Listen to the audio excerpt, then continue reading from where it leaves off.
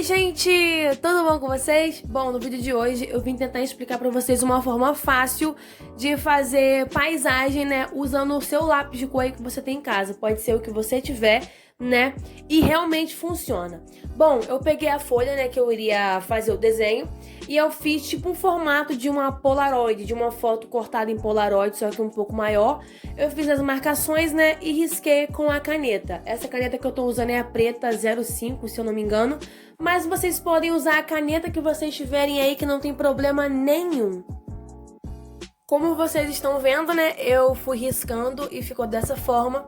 E com o lápis amarelo quase quase puxado pro verde-limão, eu fui fazendo esse degradê embaixo aí, olha, bem clarinho, entendeu? Para poder formar a base para começar o nosso pôr do sol, vamos dizer assim, né? Eu fui fazendo tipo um triângulo na diagonal. E com o laranja, eu vim preenchendo lá daquela ponta que estava mais baixa, né? E subindo também, deixando meio que uma rampa para poder criar essa proporção. Proporção não, como que eu vou dizer? Esquece que eu falei, mas enfim, é só vocês seguirem o que eu estou fazendo aí, né? Que vai dar certo. E com o lápis vinho, né? Que é um tom mais escuro, um rosa bem escuro, quase tom de vinho. Eu fui colorindo por cima do laranja ali, né? Subindo um pouquinho pra criar essa mistura, tipo um degradê de cores. Fui passando, né, esse lápis vinho, né, que é tipo um rosa bem escuro, quase um vinho, né, dando essa preenchida e escurecendo os cantos, né, e com o lápis vermelho eu fui tentando colorir entre o rosa e o amarelo para dar essa preenchida. Voltei com o vinho aí, como vocês estão vendo, né, para dar uma escurecida dos lados, deixando o meio um pouco mais claro. Voltei com laranja ali embaixo para dar um retoque, né. É só vocês fazerem conforme eu estou fazendo no vídeo, que não tem erro, entendeu? Com o lápis roxo depois eu fui dando essa preenchida, mas eu não coloquei muito, tipo, reto. Eu fui colocando meio que na diagonal, para quando eu jogasse a outra cor por cima, desse uma preenchida e não ficasse uma marcação muito forte, entendeu? Para poder criar realmente o efeito de degradê. Mais uma coisa, sempre lembrem de puxar um pouquinho por cima da outra cor para não ficar aquela marcação certinha, sabe? Vai puxando um pouquinho para outra cor para tentar dar uma mistura, entendeu? Com o azul, né, eu fui preenchendo mais perto daquela linha lá em cima onde eu tô passando o azul, eu passei um pouquinho de preto para dar um efeito de profundidade, né? E vim colorindo com esse azul bem escuro por cima, entendeu? E o segredo é sempre você ir trazendo um pouquinho por cima da outra cor para dar uma misturada e não ficar uma coisa muito forte. Depois eu voltei, né, com o roxo, fui preenchendo ali para dar uma escurecida. E lembre-se, sempre puxe um pouquinho da cor nova que vocês estão colocando por cima da cor que você já coloriu. Sempre assim, mas não é para você pintar em tudo. É só para criar uma união mais uniforme ali, entendeu?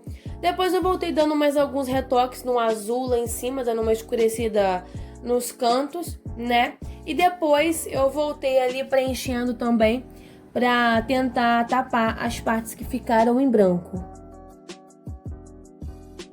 Depois eu voltei com o amarelo mais escuro ali e fui dando uma preenchida embaixo, porque eu achei que estava um pouco claro demais em questão das outras cores. As outras cores estavam um pouco escuras demais e o amarelo um pouco claro demais. Porque aí dessa forma a nossa pintura ia ficar bem mais uniforme e não ia ficar tão marcado, tipo, saindo de uma cor e indo pra outra. E depois eu fui só misturando ali conforme vocês estão vendo, mas é só seguir o que eu estou fazendo no vídeo que dá certo, entendeu? O importante é você misturar o máximo possível para não ficar uma união tão marcada no papel.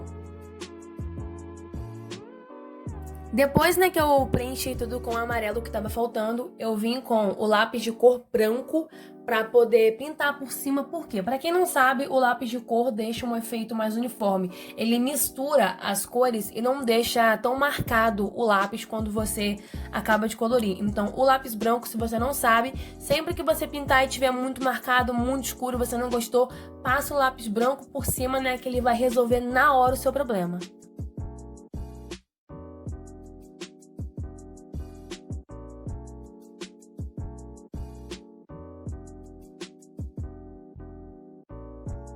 Depois, né, que eu voltei com o roxo pra dar alguns retoques aí com lápis de cor vinho, eu voltei com um lápis de cor branco pra poder dar mais uma esfumada, que eu achei que tava muito marcado, né? E fui fazendo algumas correções ao longo do desenho, o que eu achava que tava errado, o que eu não gostei, eu fui corrigindo e assim vocês vão fazendo. Mas como vocês estão vendo aí, ó, eu fui trazendo um pouco do azul por cima do roxo pra poder dar uma misturada, como eu já falei 500 vezes nesse vídeo. Sempre puxa a nova cor que você colocou por cima da outra para poder criar essa proporção de mistura. Em seguida, né, eu peguei a lapiseira e fui fazendo o chão ali, como se fosse o deserto, e fui desenhando alguns cactos bem aleatórios, né? Você pode fazer prédio, você pode fazer montanha, mas no meu caso eu quis fazer os cactos. Aí depois, né, que eu desenhei tudo, eu vim com essa caneta preta aí, que é a mesma que eu usei para poder contornar o quadradinho, né, que é a 05, e eu contornei cada um dos cactos, como vocês estão vendo aí, bem devagar, né? E se caso, né, vocês errarem na hora de contornar, é só você dar mais uma engrossadinha ali no galho do cacto, que fica tudo certinho. Depois eu contornei o chão, né, e vim preenchendo cada um dos cactos. Nesse caso, você pode usar uma caneta normal preta ou uma canetinha hidrocor, né? Mas eu aconselho vocês usarem alguma caneta que seja permanente, porque senão pode manchar. Pra poder pintar o chão, eu peguei uma canetinha hidrocor permanente minha ali, que eu vi que ela tava falhando, e foi até bom porque o chão não ficou tão marcado e deu um pouco do reflexo como se fosse o sol na terra, entendeu?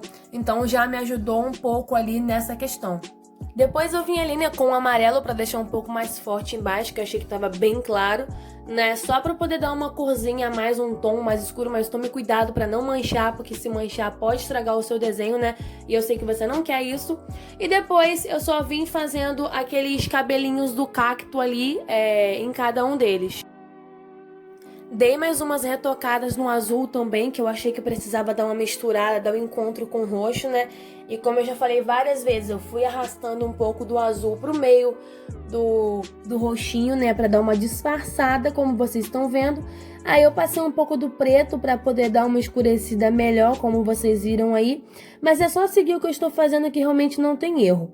Depois eu peguei essa minha tinta guache da Acrylex, um pincelzinho. Se vocês não tiverem pincel, pode ser uma escova de dente velha também, que funciona, né? E o resíduozinho que tava na tampa, eu peguei o pincel e dei umas batidinhas na tinta, mas tirei um pouco do excesso para não cair muito. E o pincel, né, fica dessa forma aí, como vocês estão vendo. E com um pedacinho de papel, eu coloquei ele em cima para não manchar aquele pedacinho da folha. E só fui, como que eu vou dizer? Eu fui fazendo aquele movimento com as cerdas do pincel para poder cair a tinta, respingar e fazer aquele efeito de estrela, né, para poder ficar certinho. Depois eu vim, né, com a lapiseira ali e desenhei uma meia lua. E com a mesma tinta e uma canetinha velha hidrocor, eu já tinha essa aqui há muito tempo, que eu sempre uso para poder pintar. Sujei a pontinha da tinta ali dentro e fui preenchendo a lua. Eu vou aproximar para vocês verem como que ficou, né? E depois que eu preenchi a lua todinha, né, eu voltei dando mais uns, como que fala? Eu voltei dando mais alguns respingos de tinta para poder criar a estrela, que eu achei que ficou muito pouco. E fiquem aí, gente, com o resultado do desenho.